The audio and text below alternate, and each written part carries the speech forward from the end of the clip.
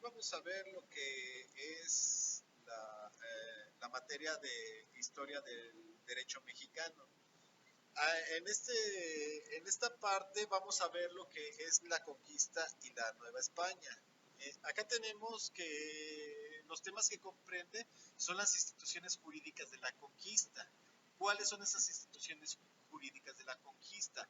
Tenemos que existe la encomienda, el repartimiento, el derecho indiano y sus fuentes, y también la supervivencia del derecho prehispánico. Acá tenemos que en las instituciones jurídicas de la conquista tenemos a lo que es la capitulación, la hueste, la instrucción. Esto es de la conquista, del tiempo que los españoles llegaron, que tuvimos guerra con ellos y que de alguna forma terminó con la dominación en lo que fue la Nueva España. En este sentido tenemos que, por ejemplo, las capitulaciones era una forma de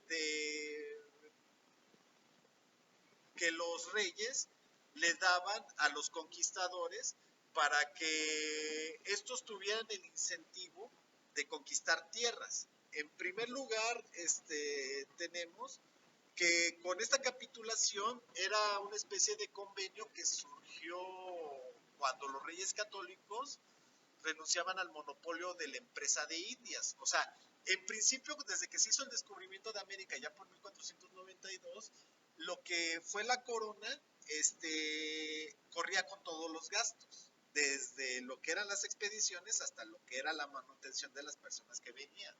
Entonces, con esta capitulación, los reyes católicos concesionaron a los particulares lo que es la cuestión de la conquista. El objeto de estas capitulaciones eran los descubrimientos y conquistas. Era un permiso para descubrir o conquistar. Los bienes y servicios que el conquistador se comprometía a aportar. Los títulos y franquicias que el monarca otorgaría al empresario. Las personas que irían a la expedición y se estipulaba el plazo de un año para la realización de lo que era esta capitulación. Luego viene algo que se le denominó la hueste. Esta es una cuestión de carácter castrense. Se organizaba un ejército para que a nombre del rey, a cambio de privilegios, se comprometían a realizar lo que era la conquista a cambio de obtener una participación de lo que se conquistaba. Entonces, ¿qué es la hueste? Pues esa forma militar, que junto con las capitulaciones resultó ser muy exitoso en la conquista. Luego viene la instrucción. La instrucción es un documento que expedía la autoridad indiana, que era el Consejo de Indias, que era el órgano, el Consejo de Indias, el Supremo Consejo de Indias, como se le denominaba, era el órgano supremo para la actuación de lo que era España en lo que después fue la Nueva España. Era un órgano legislativo, administrativo, judicial, político también, en el cual, en esta instrucción, se exponían las actividades que iban a realizar los conquistadores, el comportamiento de los expedicionarios, perdón, las facultades y jurisdicción de las autoridades. Contenía las reglas que debían ejecutar para el proceso de colonización. Luego viene otra figura que era la encomienda. Esto era un privilegio de que un español recibía para cobrar los tributos de algunos pueblos de indios. A cambio tenía la obligación de cristianizar a los nativos. ¿Esto qué quiere decir?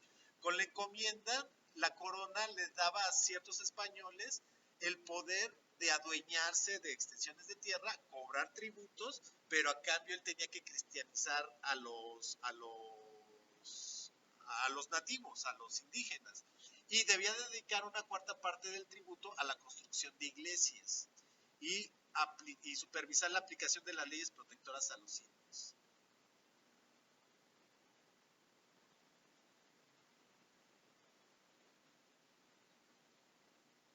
Luego viene otra figura que es el repartimiento. ¿Qué es el repartimiento? Es un sistema laboral de rotación donde los indios eran destinados a realizar ciertos servicios personales y remunerados a los españoles. Eran instruidos en cosas de la fe, o sea, se les cristianizaba. Por cada indio el colonizador debía pagar un peso de oro cada año al fisco. Este sistema trajo como consecuencia el despoblamiento de las islas, por lo que se tuvo que traer esclavos de África. Los jueces de repartimiento eran la autoridad encargada de determinar qué trabajo debía de realizar cada indio. No se trataba de una esclavitud temporal, sino que los servicios eran rotativos, por lo que tenían derecho a recibir un salario adecuado. Luego viene lo que es el tema del derecho indiano y sus fuentes. Pues en primer lugar, los reyes católicos intentaron aplicar el derecho castellano aquí en los territorios conquistados, lo que después fue la Nueva España. Sin embargo, de acuerdo a las tradiciones, a las cuestiones sociales que existían con los pobladores de pues, esta parte del mundo, pues se dieron cuenta de que no iba a ser fácil trasladar toda esa legislación y empezaron a adoptar otro tipo de formas para, pues ahora sí que para tener un marco jurídico aquí. El derecho indiano, en este sentido, es un conjunto de leyes y disposiciones de gobierno promulgadas por los reyes y por las autoridades subordinadas a ellos.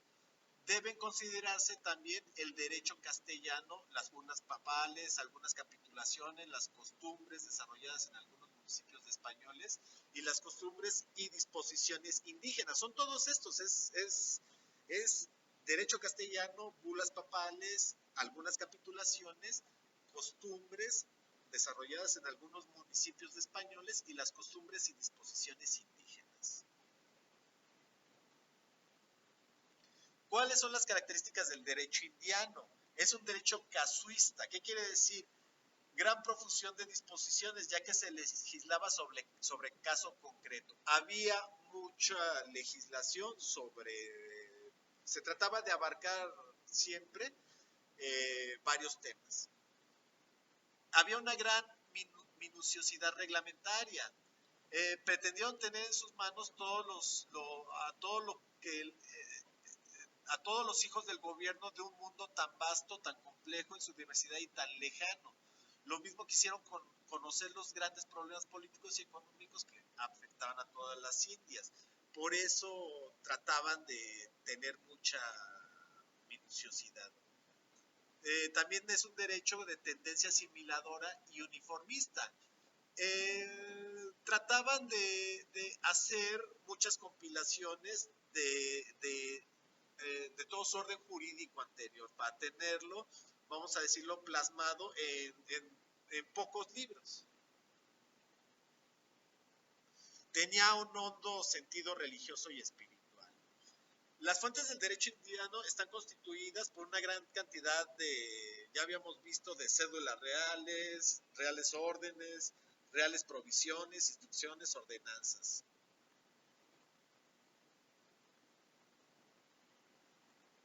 Las normas castellanas para las Indias se clasifican en reales pragmáticas. Se trataba de disposiciones emitidas por el rey que gozaban del mismo valor jurídico y autoridad que el de una ley votada en Cortes. Reales cédulas. Estas eran las más usuales y se integraban por un intitulatio o encabezado, en donde se consigna el nombre del monarca junto con todos sus títulos, dirección en donde se indica a quién está dirigida, prefacción en la que exponen los motivos por que se dirigen a la disposición, una parte dispositiva. Luego las reales provisiones, que también tienen una estructura similar a las anteriores. Otras de las fuentes del derecho indiano era la doctrina, ¿qué es la doctrina? La literatura de comentarios generales y monografías de la época. La etapa de creación del derecho indiano culminó por allá de 1821, que fue cuando se consumó la independencia de México, subsistiendo este derecho indiano provisionalmente, hasta que gradualmente Algunas de sus normas se agregaron a la legislación de México independiente.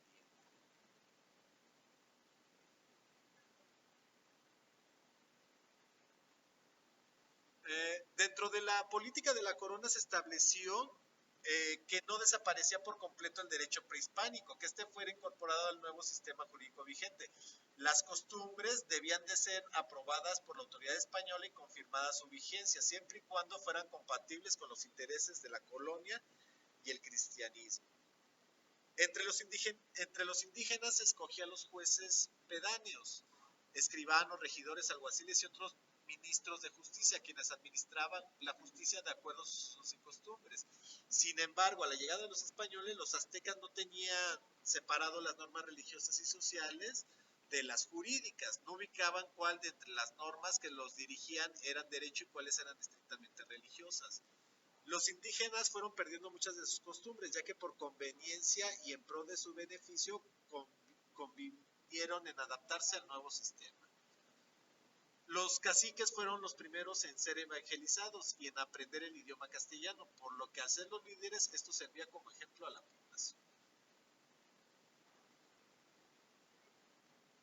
En lo que es la estructura social, en la época virreinal, pues habían básicamente dos clases sociales. Una era la nobleza, que estaba compuesta por la antigua nobleza, que la representaban caciques y principales.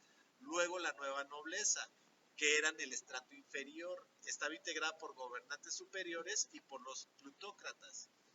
Luego había otra clase que eran los más iguales o comunes, que eran los labradores, comerciantes y artesanos pobres, que eran independientes económicamente. Los económicamente dependientes eran los indios laborios y naborios, que eran los criados. Aquí tenemos que en América no existió en su sociedad un proceso histórico de aceptación y asimilación voluntaria del derecho castellano, sino que este sistema jurídico fue impuesto.